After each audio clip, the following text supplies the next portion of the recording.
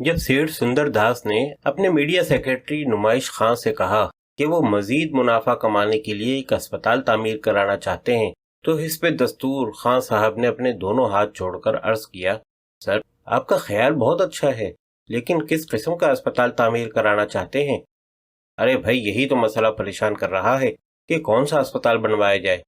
Heart hospital بھی شہر میں بہت سے ہیں، آنکھوں، دانتوں اور ہڈیوں کے اسپتالوں کی بھی بہتات ہے۔ سیٹھ جی نے نمائش خاں کے خضاب آلود بھووں پر نظریں جماتے ہوئے کہا۔ مجسم انکسار بن کر خاں صاحب بولے، سر اگر اپنی نوکری کے امان پاؤں تو ایک مشورہ دوں؟ چلو نوکری کے امان دی، اب کچھ بتاؤ تو۔ اگر آپ ادبی اسپتال کھولیں تو بہت منافع کمائیں گے۔ ادبی اسپتال؟ تمہارا دماغ تو خراب نہیں ہو گیا؟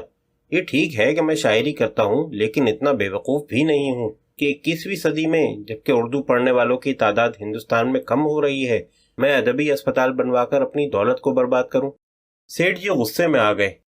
سر میں دعوے سے کہتا ہوں کہ اگر آپ نے جامع مسجد یا پرانی دہلی کی کسی اردو علاقے میں ادبی اسپتال کھول لیا تو زبردست منافع حاصل ہوگا اور خرچ زیادہ نہیں ہوگا۔ نمائش خان نے عاجزی سے عرض کیا، وہ کیسے؟ سیٹھ جی نے حیرانی سے آنکھیں پھیلا کر پوچھا۔ دیکھیے سر، اردو بستیوں اور علاقوں میں جہاں عام بیماریوں کی بہتات ہے، وہیں ادبی امراض میں مبتلا افراد بھی کم نہیں ہیں۔ جامعہ نگر ہو یا جامع مسجد کے علاقے، بستی نظام الدین ہو یا حوض رانی، غرض کے راج جہانی دلی کی ہر اردو بستی میں آپ کو شاعری کی کھانسی، افسانہ نگاری کے زکام، تنقید کے نزلے اور طنز و مزاح کے بخار میں مبتلا بوڑھے اور جوان بڑی تعداد میں نظر آئیں گے۔ سرکار اور پرائیویٹ ڈاکٹروں نے ان بستیوں میں جسمانی بیماریوں کے علاج کے لیے تو اسپتال، کلینک اور نرسنگ ہوم وغیرہ قائم کر رکھے ہیں، لیکن ادبی امراض کے علاج کے لیے کوئی اسپتال نہیں کھولا ہے۔ اس لیے اگر آپ ان اردو علاقوں میں ایک ادبی اسپتال کھلوا دیں تو کم خرچ بالا نشیں والا معاملہ ہو جائے گا۔ لیکن ادبی اسپتال کے قیام میں کتنا خرچ آئے گا؟ سیٹھ جی نے نمائش کی تجویز میں دلچسپی کا مظاہرہ کیا تو خان صاحب چہکنے لگے۔ سر بس 4 کمروں کی ضرورت ہوگی، ڈاکٹر یعنی معالجین ادب بھی کم اجرت پر مل جائیں گے۔ صرف 4 کمروں میں ایک اسپتال کھل جائے گا؟ سیٹھ جی نے تعجب سے دریافت کیا۔ جی ہاں حضور، ایک کمرہ مرض و شاعری میں مبتلا افراد کے لیے، دوسرا زکام افسانہ نگاری کے مریضوں کے لیے، تیسرے کمرے میں نزلہ تنقید کا علاج ہوگا اور چوتھے کمرے میں طنز و مزاح کے نثری و شعری بخار میں تپتے ہوئے لوگوں کو رکھا جائے گا۔ چونکہ ہندوستان میں بیشتر اردو شعراء، افسانہ نگار، ناقدین اور طنز و مزاح لکھنے والوں کو عالیشان عمارتوں میں رہنے کا تجربہ نہیں ہوتا، اس لیے اسپتال عام سی عمارت کے کمروں میں قائم کیا جا سکتا ہے۔ ظاہر ہے عام عمارت کی قیمت یا کرایہ بھی کم ہی ہوگا، کیونکہ اسپتال اردو علاقے میں واقع ہوگا، فرینڈس کالونی، گریٹر کیلاش، آر کے پورم یا ساکیت جیسے پوش اور مہنگے علاقوں میں نہیں۔ اس لیے اگر آپ اسپتال کے لیے عمارت خریدیں گے تو یہ کافی سستی مل جائے گی۔ علاوہ ازیں آپ کو ادبی اسپتال کی ڈیکوریشن پر بھی کچھ خرچ نہیں کرنا پڑے گا۔ اردو والے سادگی پسند ہوتے ہیں، شاید معاشی پسماندگی کی وجہ سے، لہذا ان کا علاج شاندار میز کرسیوں، مہنگی مشینوں اور آلات کے بجائے چٹائی، تپائی، مسلح یا بینچ پر بیٹھ کر بھی کیا جا سکتا ہے۔ لیکن کچھ مشینوں اور آلات اور MBBS، MS، MD جیسے مہنگے ڈاکٹروں کی ضرورت تو پڑے گی۔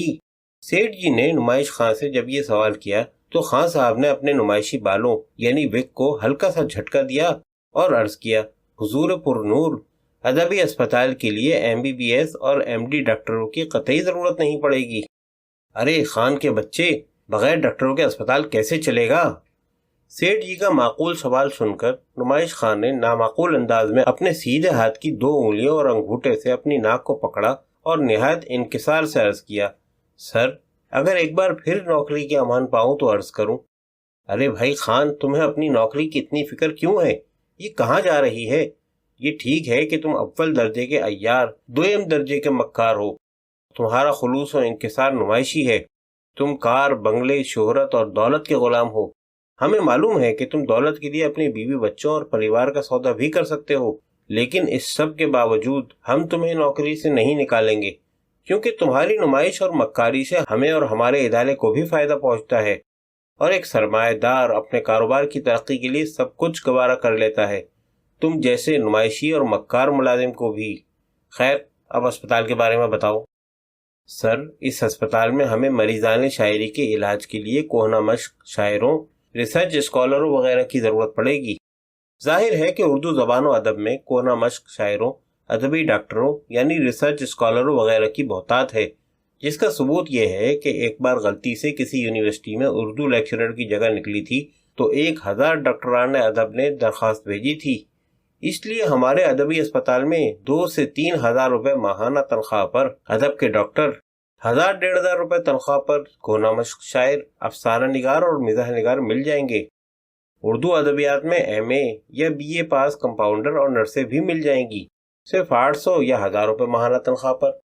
لیکن اس اسپتال میں علاج کون کرائے گا؟ سیٹھ جی نے سختی سے سوال کیا تو نہایت نرمی سے نمائش خان نے جواب میں عرض کیا، سر، روزانہ سینکڑوں مریضان شعر و ادب اپنے کلام، افسانوں، طنز و مزاح اور نقد کی اصلاح کرانے آئیں گے۔ اس کے علاوہ ہمارے اسپتال میں طنز و مزاح کے ذریعے ڈپریشن، ہائی بلڈ پریشر، سر درد اور بدہضمی وغیرہ کا علاج بھی کیا جائے گا۔ طنز و مزاح سے علاج؟ سیٹھ سندر داس نے حیرانی سے دریافت کیا تو نمائش خان چہکنے لگے۔ عزت مآب سر، جدید اور مابعد جدید نظمیں سن کر یا پڑھ کر اکثر سامعین اور قارئین بدہضمی، لو بلڈ پریشر، ڈپریشن یا ہائی بلڈ پریشر، سر درد، دمہ وغیرہ میں مبتلا ہو جاتے ہیں۔ ایسے مریضوں کا علاج ہمارے ہسپتال میں مرحوم اکبر الہٰبادی، دلاور فغار وغیرہ کی مزاحیہ شاعری، فکر تونسوی، کنیا لال کپور، مجتبیٰ حسین وغیرہ کے طنزی و مزاحیے سنا کر کیا جائے گا۔ بھائی خان صاحب، تمہارا آئیڈیا تو اچھا معلوم ہوتا ہے، لیکن مجھے یہ اندیشہ ہے کہ ادبی اسپتال میں مریض کم آئیں گے، کیونکہ اردو والوں کی معاشی حالت اچھی نہیں ہے۔ اکثر اردو والوں کو ہم نے سرکاری یا خیراتی اسپتالوں میں مفت علاج کراتے ہوئے دیکھا ہے، جبکہ ہم اسپتال خیرات کے لیے نہیں بلکہ منافع کے لیے کھولنا چاہتے ہیں۔ سیٹھ جی کے اس سنجیدہ اندیشے کو سن کر نمائش خان بھی پہلے سنجیدہ اور پھر رنجیدہ ہو کر بولے، میرے عزت مآب، آپ کا اندیشہ بے بنیاد نہیں ہے، لیکن ہمیں یہ نہیں بھولنا چاہیے کہ اردو والے صرف ہندوستان ہی میں آباد نہیں ہیں۔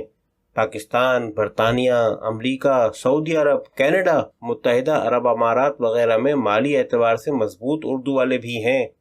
اگر ہم ریڈیو، ٹی وی اور اخبارات و رسائل کے ذریعے زوردار پبلسٹی کریں گے تو ان ممالک سے بھی اردو ادب کے مریض ہمارے اسپتال میں علاج کے لیے آئیں گے۔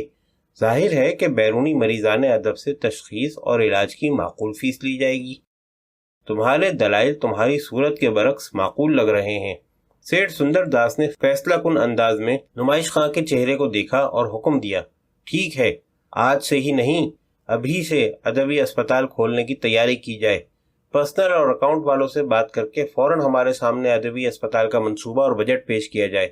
اور یہ سن کر نمائش خان مسکراتے ہوئے اکاؤنٹ کے شعبے میں چلے گئے۔